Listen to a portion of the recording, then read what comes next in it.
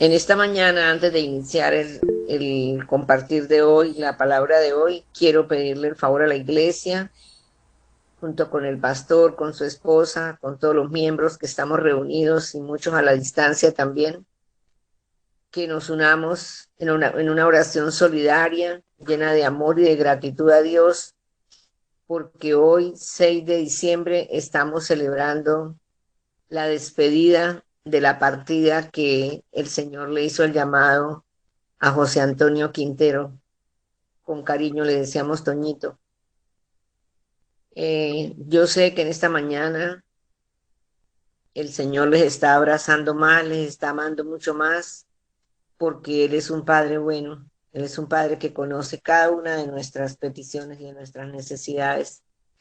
Y en esta mañana yo quiero pedirle el favor a la iglesia que oremos por Camilita, por Mía Saray, por Carolina, por Darwin, por Camilo, por Shayler, por la señora madre de Toñito y por toda la familia, por los familiares, por los amigos, por toda la gente que el Señor le permitió desarrollar una hermandad, una fraternidad muy especial, porque a este Hijo de Dios, Dios lo había dotado de unos carismas especiales, de unos dones y talentos muy especiales. Era un evangelista, un siervo del Señor, un gran colaborador de la obra de Dios. Entonces les voy a invitar para que oremos antes de compartir la palabra.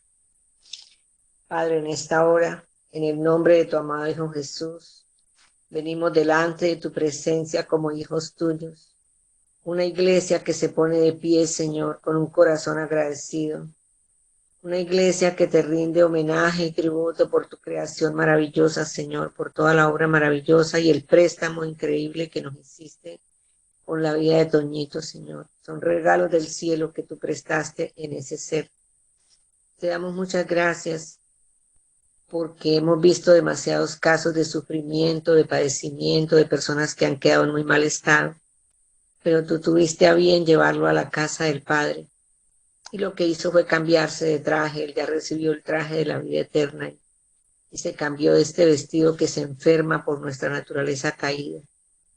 Gracias porque le abriste la puerta para que pudiera entrar a la eternidad, Señor. Gracias porque un día también nos abrirá las puertas a nosotros y nos encontraremos de nuevo, Padre Santo. Agradecemos inmensamente el tiempo que nos permitiste conocerle, amarle, que Él también nos amó mucho, nos sirvió mucho. Gracias, Padre, gracias, gracias por el legado maravilloso que Él dejó del evangelismo, una semilla colocada y fructífera, Señor, que está dando muchísimo fruto. Gracias, Padre Santo. En esta hora nos disponemos a leer tu palabra, a recibir tu enseñanza y te rogamos que tu Espíritu Santo, como nuestro gran Maestro, nos ilumine y nos lleve a glorificar a Jesús por medio de tu palabra. Gracias, Padre. Ponemos nuestra vida en este día en tus poderosas manos y rogamos que seas tú llenando, Señor, este gran vacío que solamente tú lo puedes llenar en la vida de la familia de Toñito, Señor. En el nombre de tu Hijo Jesús te lo agradecemos. Amén y amén. Bueno, amada familia, hoy vamos a ver un tema que tiene que ver con la provisión de Dios para cada una de nuestras circunstancias y nuestras necesidades. Todos conocemos por la palabra de Dios en el capítulo de Génesis 2:7, que cuando el Señor creó a Adán, lo formó del polvo de la tierra, y dice en Génesis 2:7 que sopló en su nariz aliento de vida, y eso hizo que Adán se convirtiera en un ser viviente. Pero ya en el Nuevo Testamento, en primera a los Tesalonicenses 5:17, la palabra dice, oren sin cesar. Entonces vamos a hacer un paralelo en lo que es la vida física, la vida humana, la vida del cuerpo, la vida biológica y la vida espiritual. Para que Adán pudiera recibir vida física, el Señor colocó aliento de vida, que es ese soplo de aliento de vida que le permitía respirar. Y dice que recibió, ese cuerpo recibió vida. Pero ahora, cuando una persona nace de nuevo, el Señor también le tiene un gran recurso que para poder tener esa vida nueva en Cristo, dice orar sin cesar. O sea que la respiración del creyente es la oración. Eso nos tiene que quedar muy claro, porque fíjense que para ser pastores hay que prepararse. Para ser ingenieros hay que prepararse. Para ser maestros hay que prepararse. Para ser porteros hay que prepararse. Para ser cuidadores, lo que tengamos que hacer, nos tenemos que preparar. Y, mejor dicho, inexcusablemente, tenemos que pasar por un periodo de preparación. Pero para orar tiene usted un derecho legal, tiene la puerta abierta por la obra maravillosa que hizo el Señor Jesús en la cruz y nos dejó la puerta abierta.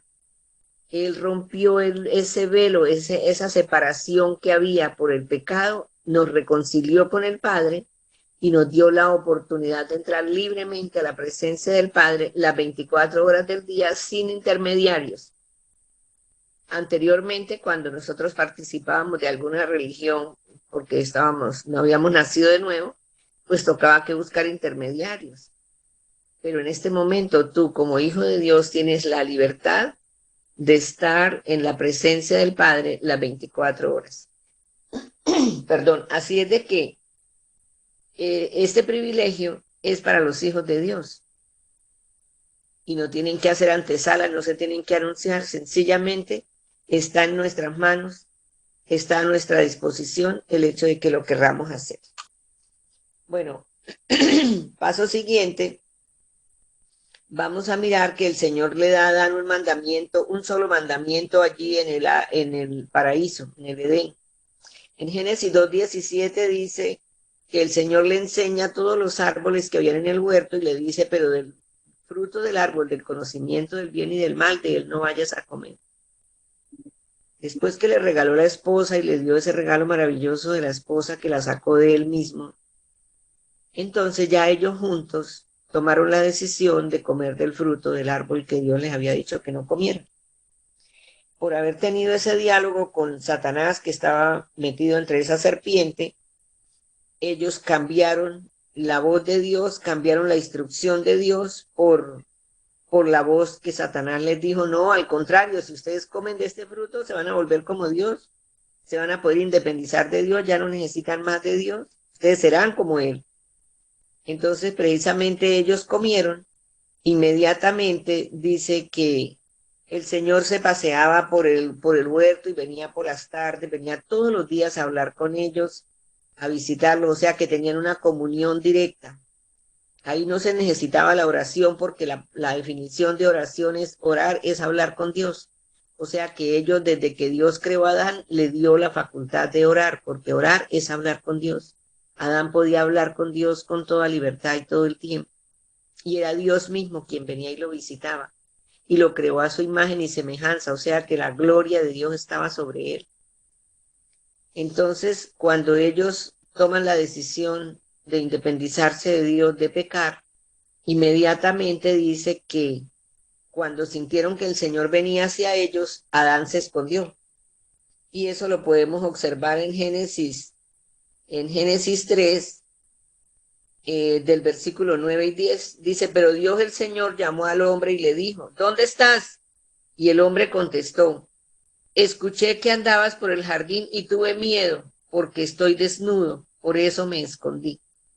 Entonces, inmediatamente que entró el pecado, él descubrió que estaba desnudo. Y fíjense cuánto tiempo, cuántos años, digo yo, no sabemos porque la Biblia no lo registra, cuánto tiempo estaría así en esa condición, sin ninguna ropa, nada que tuviera que cubrir su cuerpo, porque Dios todo lo que hizo en el cuerpo de Adán y Eva es perfecto, es precioso, es una hechura suya, no tiene nada de malo, no tiene nada de malicia. Y el hombre inmediatamente se dio cuenta que estaba desnudo y se escondió. Entonces, aquí es muy importante que tengamos en cuenta que el miedo entró a la tierra, el miedo, perdonen que anoche hice un trabajo muy tarde y me quedé sin garganta. El miedo entró a la tierra, ahí en Génesis 3:9, entró por primera vez el miedo. Una cosa es el miedo y otra cosa es el temor. Tenemos que clarificar esto con nuestros niños, con nuestros hijos. Cuando usted tiene miedo de Dios, usted se esconde, pero cuando usted tiene temor de Dios, usted se acerca. Cuando usted tiene miedo de Dios, usted se aleja de Él. Cuando usted tiene temor de Dios, usted se acerca, lo adora, lo sirve, lo ama. Entonces es muy diferente el término, o sea, la definición de miedo es muy diferente al temor. Hay que tener cuidado con eso. Entonces él dice que tuvo miedo y entró el miedo a la humanidad.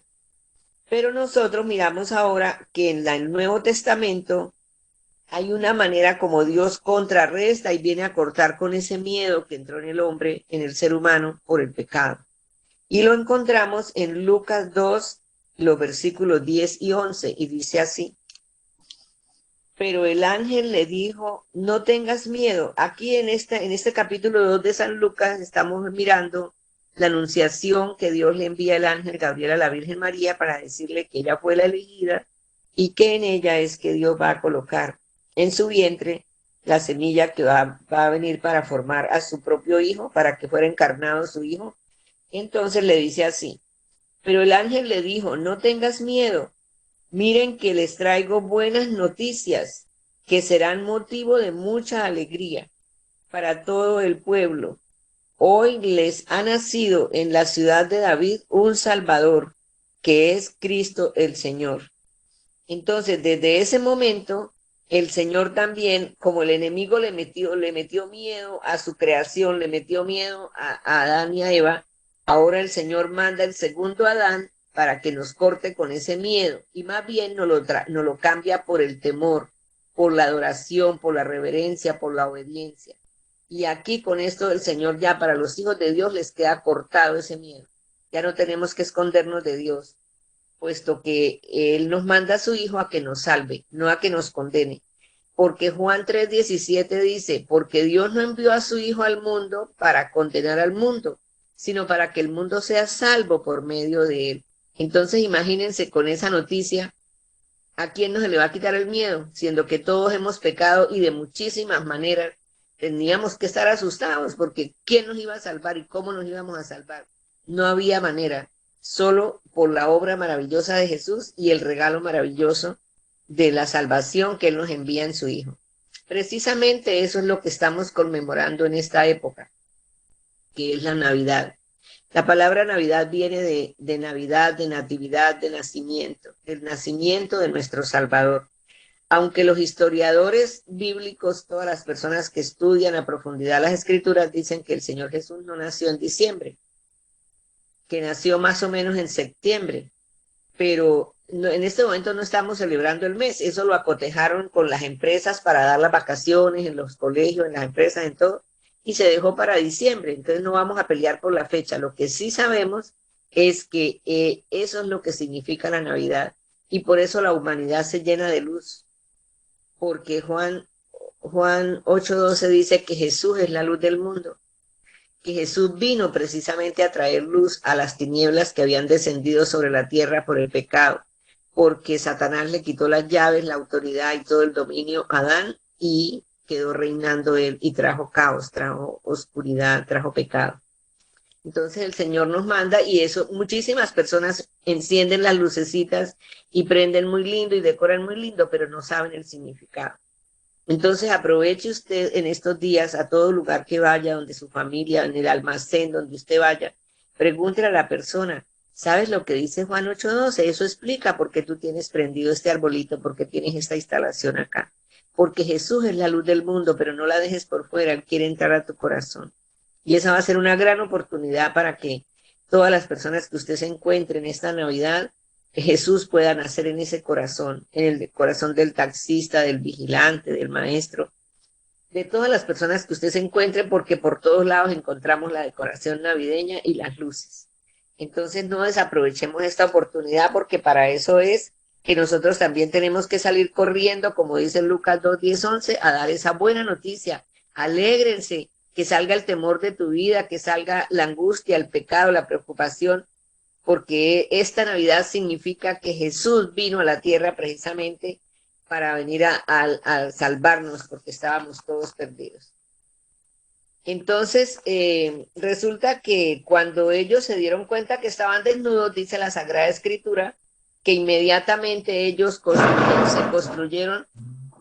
se construyeron unos delantales. Pero bueno, en esta mañana, como no son muchos los versículos que les tengo, yo creo que alcanzan a participar. ¿Quién me quiere dar la definición de delantal? Alguien que abra su micrófono y diga, ¿qué es un delantal? Algo que nos cubre para no ensuciarnos. Muy bien, por lo menos lo utilizan los chefs, lo utilizan los pintores, lo utilizan los mecánicos, los odontólogos, una cantidad de profesiones que utilizan Como un un delantal. protector, ¿no, Silvia? Correcto, y como dice Carmencita, eso lo hace uno para que si salta la grasa y eso, y nos protege de que no se nos vaya a ensuciar la ropa, ¿verdad? Entonces, miren, pero entonces, ¿qué significa delantal? Ya Que, es, sabemos la función, pero ¿qué quiere decir delantal? que va adelante. Algo que va adelante Correcto, de que la prenda. solamente te cubre la parte de adelante. Y si tú te das la vuelta, bueno, ya te pusiste el delantal, pero si te das la vuelta, ¿qué pasa por detrás? No queda cubierto, pero queda cogido. Queda Se le ve, amarrado. se le ve todo el trasero. O Solo sea cubre que la parte de ellos adelante. se taparon su desnudez, pero a medias. Al darse la vuelta quedaban completamente destapados por detrás. Entonces, eso es lo que significan las religiones. Las religiones te cubren, pero por la apariencia. Cuando la persona te ve de frente, uy, sí, se ve cubierto, pero cuando usted da la vuelta, el pecado está ahí, la desnudez está ahí. Entonces el Señor Jesús dijo, no, esto yo no los puedo dejar ir así, porque él le tocó sacarlos del paraíso. Entonces él dijo, no, yo no los puedo dejar ir así, dijo el Padre. Para poderlos dejar ir, entonces dice que sacrificó 2 corderitos y les hizo los vestidos de pieles. Entonces, al vestirlos de pieles, les hizo el vestido, el traje completo y los cubrió completamente y ellos quedaron cubiertos tanto por delante como por detrás. Entonces, esto es lo que significa el cubrimiento y el regalo de la salvación que mucho más adelante Él nos lo iba a enviar por medio de su Hijo. Este es un mensaje profético. Entonces, esa es otra manera como nosotros podemos mandar a hacer un delantal ahorita en Navidad y lo regalamos así como yo los tengo con tela navideña y le explicamos a la persona. Fíjense cuántos recursos tenemos para aprovechar esta Navidad para que muchas personas ya dejen de andar mostrando el trasero, porque solamente están cubiertos por delante, por la apariencia.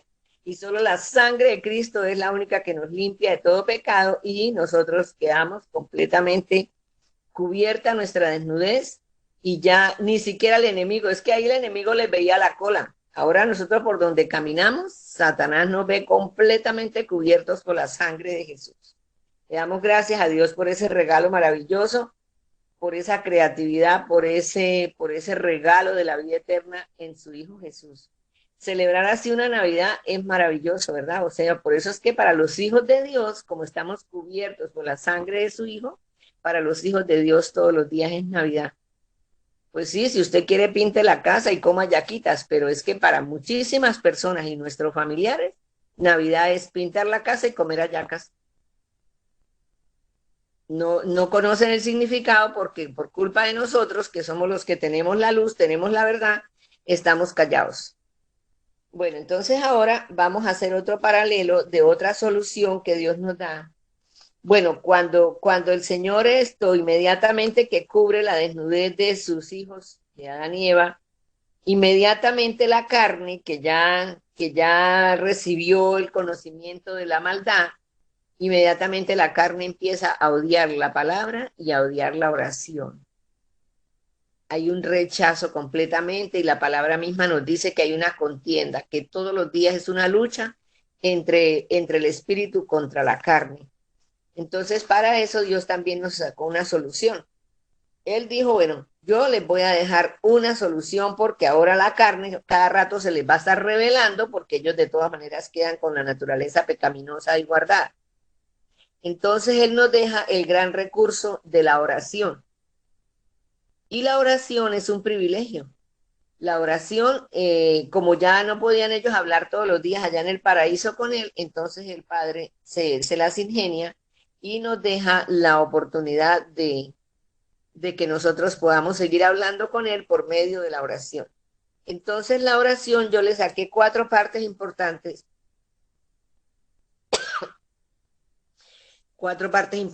para dividir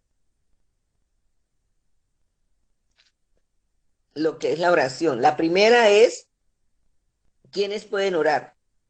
La segunda, ¿qué es orar? La tercera, ¿cómo debo orar? Y la cuarta, ¿por qué debo orar? Entonces voy a decir la primera. La primera, ¿quiénes pueden orar?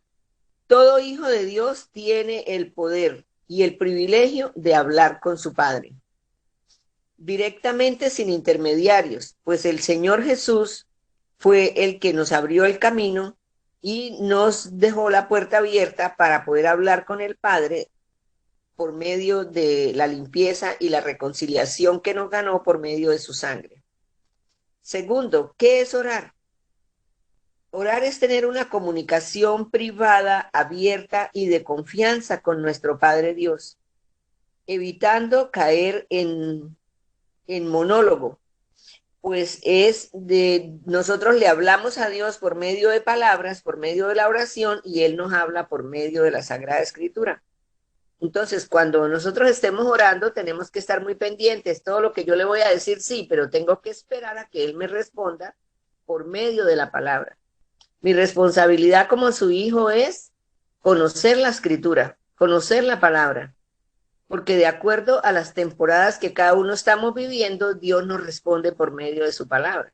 Pero si usted le dice todo lo que le va a decir y se para y se va, pues eso, ahí solamente usted hizo un monólogo. Usted no esperó que Dios le hablara y no recibió ninguna dirección. Dios habla por medio de la Sagrada Escritura. Bueno, y dice, ¿cómo debo orar? Entonces, San Juan 14:13 nos dice que para nosotros orar, debemos hacerlo en el nombre de su Hijo Jesús. Me dice que debo hacerlo, que debo hacer mi oración en el nombre de su Hijo Jesús. ¿Por qué? Porque resulta que dice Juan 14:13 dice, cualquier cosa que ustedes pidan en mi nombre, la recibirán. Así será glorificado mi Padre por medio de su Hijo. Entonces nosotros, una de las cosas que debemos tener en cuenta y que todos los hijos de Dios deben saber es que la puerta nos la abrió fue el Señor Jesús. Y Él, por amor a su Hijo, que fue el que pagó nuestra deuda de pecado, entonces por eso es que en el nombre de Jesús Él nos responde y nos concede lo que le estamos pidiendo. ¿Por qué debo orar? Porque es la oración lo más poderoso que tiene el cristiano. Es la herramienta más poderosa que Dios le dejó al cristiano. Es la única vía de comunicación con el Padre. No hay otra manera. No hay otra manera de hablar con el Padre, porque Él nos dejó un ayudador para poder hacer nuestras oraciones, que dice que a veces ni sabemos cómo orar, ni sabemos cómo pedir. Entonces Él nos deja al Espíritu Santo, y el Espíritu Santo que mora en cada uno de nuestros corazones, Él intercede por nosotros, hace plegarias por nosotros, nos ayuda en esas oraciones que hacemos al Padre, que como no sabemos ni siquiera si nos conviene o no nos conviene, el Espíritu Santo se encarga de eso. Entonces, por eso es que nosotros debemos orar, porque es que la oración es poderosa, es una herramienta poderosísima, porque no hay otra manera de hablar con Dios sino por medio de la oración. Entonces el Señor nos da un mandamiento, dice primero a los Tesalonicenses 5:17, orar sin cesar. Es muy importante que nosotros tengamos en cuenta que el Señor, cuando estaba acá en la tierra con sus discípulos, es muy llamativo que el Señor Jesús delante de ellos hizo multiplicación de los panes, convirtió el agua en vino, sanó leprosos, le dio vista a los ciegos.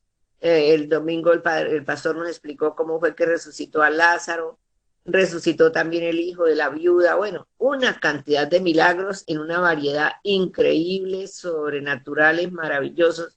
Y los discípulos no le dijeron, no le dijeron, Señor, enséñanos a convertir el agua en vino, enséñanos a sanar a los cieguitos.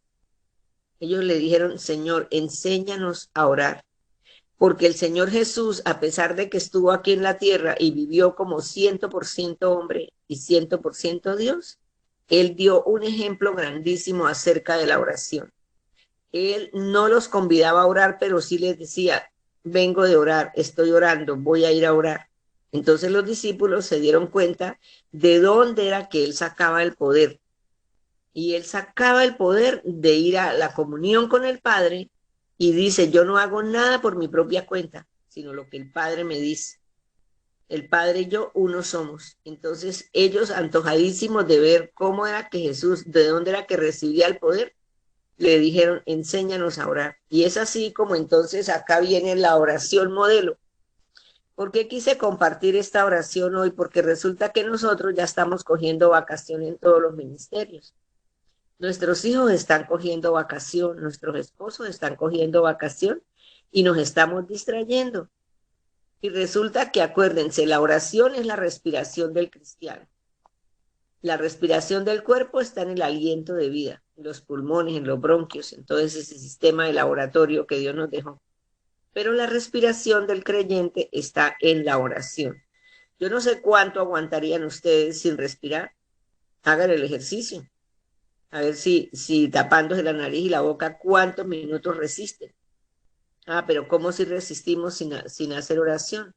Porque no somos conscientes. Hay personas que están vivas solamente porque el mundo está lleno de oxígeno, pero no son conscientes de que nosotros estamos respirando es para la gloria de Dios y con un propósito grande, porque Él nos tiene acá con un propósito. Entonces tenemos que ser conscientes de eso. Vamos a mirar un poquito acerca de lo que tiene que ver con el modelo de oración que Dios le da a los discípulos. Cuando nosotros asistíamos a la Iglesia Católica lo que hace es que le enseña a los fieles a repetir y a repetir muchos Padre Nuestros. Pero esta oración del Padre Nuestro que la encontramos en Mateo 6:9 al 11 no es para repetirla, es un bosquejo, es un diseño, es un modelaje de cómo los hijos de Dios deben orar. Entonces vamos a mirar. En el versículo 9 dice de la siguiente manera. Mateo 6:9. Padre nuestro que estás en el cielo. Entonces, cuando yo inicio leyendo este bosquejo, que es un modelo que Jesús le dijo a sus discípulos, bueno, cuando ustedes vayan a orar, oren así. Entonces es un modelo de cómo es que nosotros debemos distribuir, repartir las partes que debe tener nuestra oración. Entonces, primero que todo, debo reconocer la paternidad de Dios. Soy su hijo y eso me da un derecho legal y eso afecta mi identidad. Me recuerda, soy su hija y soy la hija del Padre creador del universo, del Dios Todopoderoso. Inmediatamente con ese solo verso, que está en el versículo 9, levanta la identidad de los hijos, que por alguna razón o por algún maltrato o por alguna afectación social o familiar o el maltrato de la familia, del esposo, como sea, están por debajeados y están disminuidos. Pero entonces usted llega y dice, Padre nuestro. Aquí está diciendo nuestro porque Él se lo dio a ellos, a todos en el grupo. Pero si soy yo la que estoy estableciendo la oración, le digo, Padre mío, soy tu hija, tú eres mi padre y me has reconocido como tu hija y me has dado un derecho legal porque me adoptaste. Y Jesús es mi hermano mayor y tú eres mi padre y me amas. Y entonces en el versículo 10 dice, venga tu reino. Entonces, en el versículo 9 nos deja claro que Él no es mi juez, que Él es mi padre. Y en el versículo 10 dice, venga tu reino. Entonces aquí sí ya me está diciendo que para que ese reino pueda venir, yo tengo que entrar en obediencia, tengo que entrar en prioridad, tengo que revisar cuál es la prioridad que tiene mi padre aquí en la tierra. Y la prioridad que Él tiene, ¿cuál es? La de que su nombre sea santificado. ¿Y cómo se santifica su nombre? Pues dándolo a conocer, viviendo nosotros en santidad y dándolo a conocer. Y que la gente sepa qué es vivir en santidad porque nos ven a nosotros modelando la santidad. Santidad significa separado, apartado. Por ejemplo, si en la oficina hay un corrillo de 5 o 6 trabajadores y empiezan a echar chistes vulgares, sencillamente yo me aparto. Eso es santidad. La gente dice, pero ¿qué será santidad? Y lo confunden con las imágenes. No, la palabra santo significa apartado, apartado. Fuimos apartados para Dios. Él nos escogió y nos apartó para Él y nos colocó la vida de su Hijo en nuestro corazón y nos dejó sellados con su Espíritu Santo. O sea, en realidad el que no quiera vivir en santidad es porque no quiere, pero todos los recursos Él ya nos los dejó. Entonces la prioridad de Dios es que nosotros podamos santificar su nombre, vivir de manera que muchas personas también lleguen a santificar el nombre de Dios.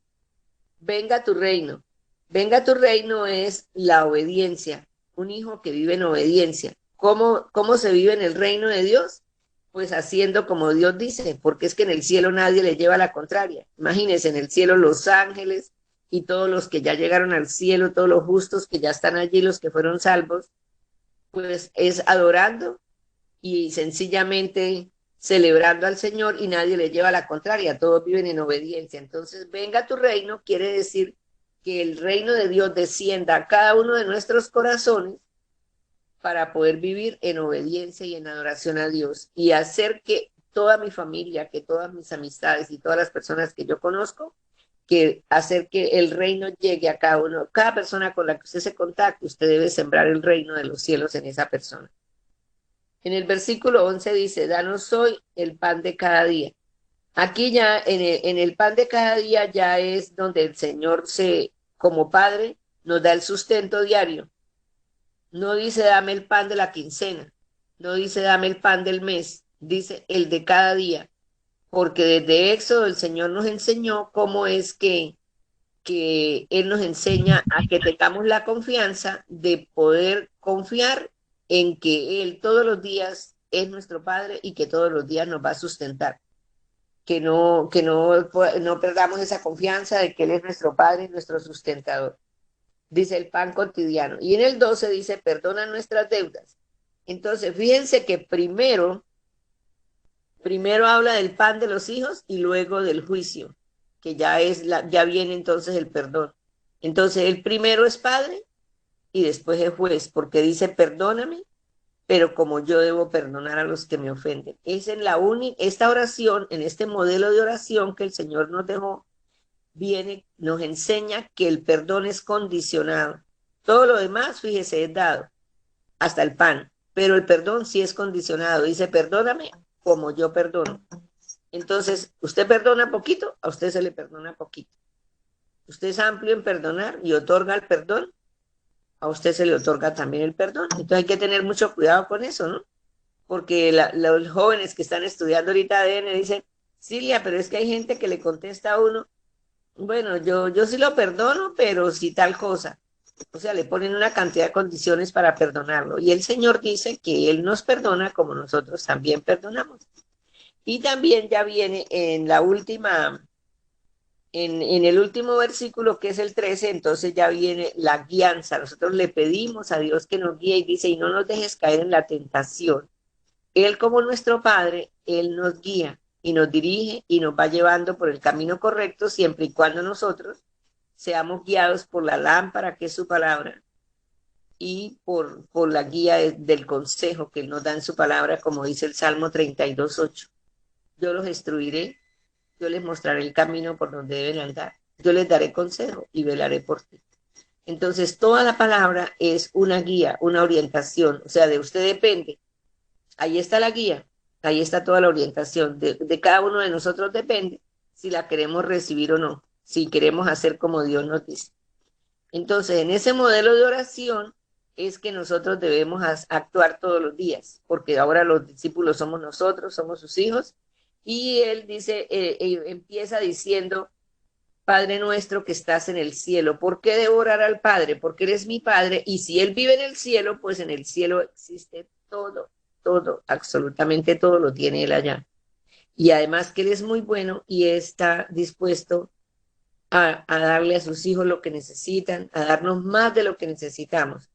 Porque en Efesios 6:20 dice perdón, 3:20 dice que Él nos da mucho más abundantemente de lo que nosotros le pedimos. Dice, al que puede hacer mucho más abundantemente de todo lo que nosotros le pedimos o que imaginamos. Él tiene el poder, por el poder del Espíritu que obra en nosotros, Él nos puede dar mucho más abundantemente de lo que ni siquiera hemos imaginado. Entonces, fíjense que la palabra en Efesios 3:20 confirma de que si Él es nuestro Dios, nuestro Creador, y está allá en el cielo y nos ama, pues entonces Él tiene todos los recursos para bendecir a sus hijos, pero no podemos hacer una oración como la que hizo. Miren esta oración tan equivocada para que no vayamos a caer en eso. Si ustedes están tomando nota, la encontramos en Génesis capítulo 28, el versículo 20. Miren esta oración tan equivocada de Jacob. Espero que esta orientación que estamos recibiendo hoy nos lleve a hacer las oraciones como Dios nos enseña. Dice, luego Jacob hizo esta promesa: si Dios me acompaña y me protege en este viaje que estoy haciendo, y si me da alimento, ropa y vestido, y si regreso sano y salvo a la casa de mi padre, entonces el Señor será mi Dios. ¿Ah? ¿Cómo les parece? ¿Ah? ¿Cómo la ven? Entonces el Señor será mi Dios, y esta piedra que yo erigí como pilar, será casa de Dios, y de todo lo que Dios me dé, le daré la 10ª parte. ¿Ah? ¿Cómo les parece? Le puso a Dios hasta la condición de qué era lo que tenía Dios que hacer con él para que él le diera el diezmo. Qué era lo que le tenía que dar, cómo lo tenía que acompañar, cómo lo tenía que llevar, si quería que lo tuviera como su Dios. Entonces, bueno, esta es una oración equivocada, tomemos nota porque es que Jacob todavía no conocía el diseño del Padre Nuestro. Y aún así Dios lo bendijo, le cambió el nombre, lo reconcilió con su hermano, aunque hizo esa oración equivocada. Pero aquí quedó registrada porque como nosotros dependemos de este manual y nuestra orientación está aquí en este manual, entonces debemos saber cómo se debe hacer y cómo no se debe hacer. Así es de que nuestra responsabilidad es conocer las Sagradas Escrituras y, y hacer como Dios nos dice, porque Él nos dio una bitácora, nos dio una instrucción completa para que los hijos de Dios sean exitosos y podamos recibir en la voluntad perfecta de Dios. Por eso es que es muy importante que, de acuerdo a lo que usted está pidiendo, conozca qué dice su palabra, en qué se ha comprometido Dios. Entonces, fíjense qué importante es conocer las Escrituras y orar conforme a la palabra. Es muy importante que aprendamos a orar y oremos las Escrituras y oremos con el modelo del Padre Nuestro. Y si ya somos hijos de Dios, ya no le tenemos que decir Señor, Señor, Señor, Señor. No, eso ya es una muletilla. Usted cuando llega a su papá a la casa no le dice, Señor, buenos días, Señor, ¿qué me trajo? Señor, te adoro, Señor, te extrañé. No, usted no le dice así a su papá. Si usted ya es un hijo de Dios, usted le dice Padre. Usted le dice Padre, le dice Papito, le dice Papá. Pero ya, Señor es poner una distancia, es algo muy lejano. Él es mi Padre. Eso me enseña en el Padre Nuestro. Bueno, vamos a orar y gracias por la atención y que Dios nos bendiga en este día y que de verdad estemos orando todo el día para acompañar y ser solidarios y amorosos con la familia de Toñito. Padre, te damos muchas gracias por tu gran amor. Gracias porque a ti no se te escapa ningún detalle. Aunque nosotros hagamos lo que hagamos, tú estás siempre como un Padre bueno, cubriéndonos, vistiéndonos, protegiéndonos, salvándonos. Muchísimas gracias te damos por esta Sagrada Escritura, por este maravilloso manual. Qué hermoso es conocer tu palabra, qué hermoso es ir a la palabra.